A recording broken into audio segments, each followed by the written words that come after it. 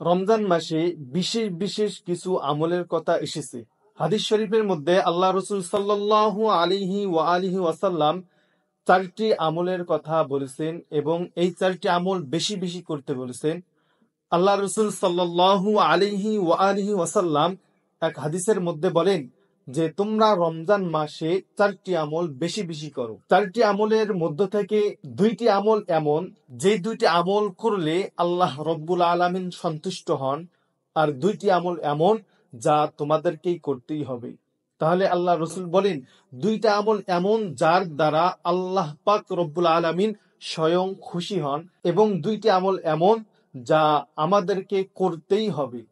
তো 2টি আমল যার দ্বারা আল্লাহ পাক রব্বুল আলামিন খুশি হন।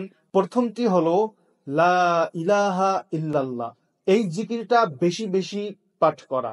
আর দ্বিতীয় নাম্বার হলো আল্লাহ তাআলার কাছে ইস্তিগফার বেশি বেশি করা।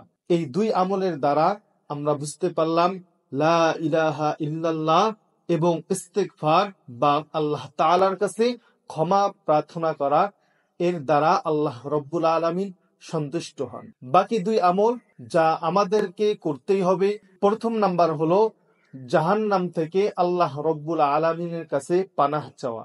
দ্বিতীয় নাম্বার হলো আল্লাহ রব্বুল আলামিনের কাছে জান্নাত কামনা করা। তাহলে জান্নাত কামনা করা এবং জাহান্নাম থেকে মুক্তি চাওয়া, এটা আমাদেরকে করতেই হবে।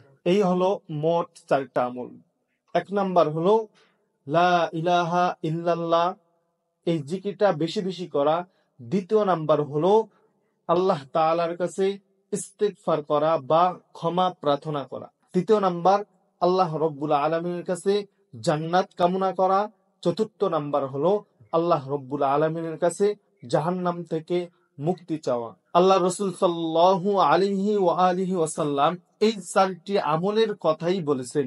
আল্লাহ পাক রব্বুল আলামিন আমাদেরকে এই 4টি আমল বেশি বেশি করে করার তৌফিক দান করেন। আমিন। আসসালামু আলাইকুম।